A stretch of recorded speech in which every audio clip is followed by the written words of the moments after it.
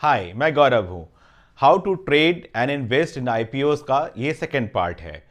किसी भी कंपनी के आईपीओ में इन्वेस्टमेंट बैंकर का रोल काफ़ी इंपॉर्टेंट होता है। सबसे पहले उसको मार्केट में इनफ बज़ और हाइप क्रिएट करना हो पड़ता है कि लोग अपना कैश के बदले कंपनी का स्टॉक ले लें। लिस्टिंग से पहले किसी भी जब आईपीओ किसी कंपनी की आ रही होती है तो उसका इनफ डेटा मार्केट के पास नहीं होता है। इवन if बड़े जो इंस्टीट्यूशंस होते हैं उनके पास भी उनका उस कंपनी का इनफ डेटा नहीं होता है। जब तक मार्केट में एक बज़ और हाइप उस कंपनी के बारे में क्रिएट नहीं करोगे तब तक लोग जो अपना कैश आपको नहीं देंगे और उसका स्टॉक नहीं लेंगे।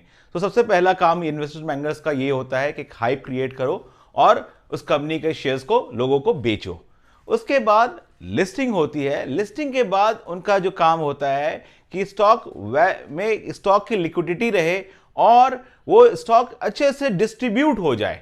अब अच्छे से डिस्ट्रीब्यूट करने में उनका कैसे रोल क्या करना पड़ता है, तो उनको स्टॉक की लिस्टिंग के तुरंत बाद वो स्टॉक गिरने ना लगे तो उनको एक लो डिफेंड करना होता है वो स्टॉक, क्योंकि अगर वो स्टॉक गिरता हुआ चला जाएगा तो मार्केट में ये एक परसेप्शन बन जाता है कि भैया ये स्टॉक तो क्रैश हो जाएगा, ये आईपीओ तो फ्लॉप है, तो लोग पैसा ही नहीं लगाएंगे। तो उनको एक लोअर लेवल को डिफेंड करना पड़ता है।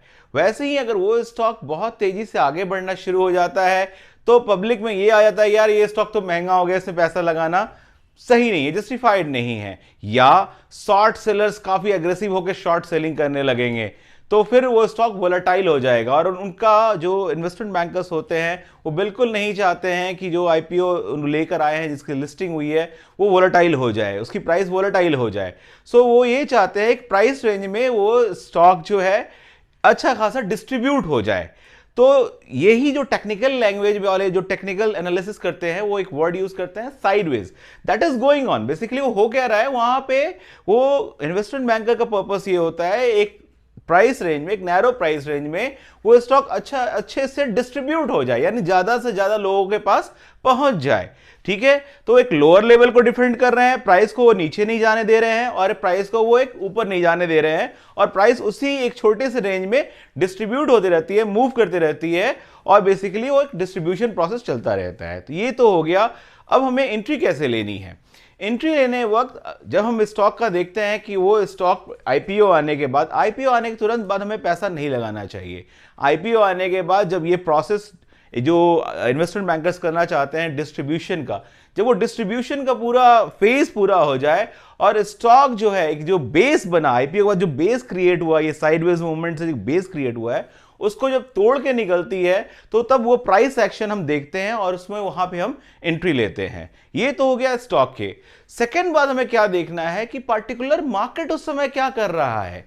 अगर मार्केट हम बुल मार्केट में हैं, और बुल मार्केट में हम किस स्टेज में हैं, हम अर्ली स्टेज में हैं या लेटर स्टेज में हैं। अर्ली कहने का मतलब क्या है, यानी bull market fresh bull market है, मनी की सप्लाई जबरदस्त है। और जो लेटर और एग्जॉस्ट बुल मार्केट क्या होता है, उस समय बुल मार्केट अंत हो रही होती है। और ये एक क्लासिकल एग्जांपल है बुल मार्केट के अंत होने का कि उसमें बहुत सारे आईपीओज आते हैं। आप चाहो तो आप इंडियन मार्केट में भी जो रिसेंट पास्ट में हुआ है वो उठा के देखना कि जब हमारी मार्केट करेक्शन से पहले बहुत सारे आईपीओस के नंबर बहुत ही बढ़ जाते हैं। ठीक है, हमें जो सेकंड पार्ट है उसमें डिस्कस करूंगा कि हम फ्रेश स्टेज में हैं बुल मार्केट के, और लेटर और जो सेकंड स्टेज वाला बता रहा हूं कि एग्जॉस्ट हो गया है बुल मार्केट, वो मैं पार्ट 3 में डिस्कस करूंगा। ठीक है, अभी हमने पहले ये देखा कि स्टॉक ने एक पार्टिकुलर इन्वेस्टमेंट बैंकर्स ने उसको अच्छे से डिस्ट्रीब्यूट कर दिया है, यानी उसने एक बेस क्रिएट कर लिया है। सेकंड हम ये देखेंगे कि वो ओवरऑल मार्केट बुल मार्केट में अर्ली फेज में है। राइट, यहां हम अर्ली फेज का एग्जांपल लेके चल रहे हैं, अर्ली फेज में है। राइट, अर्ली फेज में है तो आपको जब वो बेस क्रिएट कर ले और अर्ली फेज में है तो आपको पैसा एंट्री, अगर उस सेक्टर के बारे में आप कॉन्फिडेंट हैं और उस कंपनी के बारे में, प्राइसिंग के बारे में आप कॉन्फिडेंट हैं, और ये बेस क्रिएट हो जाए, बेस को अगर वो तोड़ के निकल रहा है, ब्रेकआउट करके निकल रहा है, तो आप बाइंग के बारे में सोच सकते हैं। और इसमें एक और चीज है, थर्ड चीज ये भी है कि जब आपका वो, क्योंकि प्राइस अप्रिशिएशन जो होगा वो अच्छा खासा प्राइस अप्रिशिएशन होता है, लेकिन अल्टीमेटली वो करेक्ट भी काफी तेजी से होता है। तो जब आप मान लीजिए आपने ब्रेकआउट के बाद एंट्री ली और आप प्रॉफिट में आ गए, तो आज उस ट्रेड को भी आप अच्छे से उस ट्रेड में फॉलो अप करेंगे, यानी आपने प्रॉफिट भी एक जगह पे बुक करनी है और उसके प्राइस एक्शन को देख के देखें कि जब ये स्टॉक जी अब थकने लगा, प्राइस मूव नहीं कर रहा है, तो आपको उसको प्राइस मूव करना है, प्राइस को, प्रॉफिट को आपको बुक करना है। क्यों?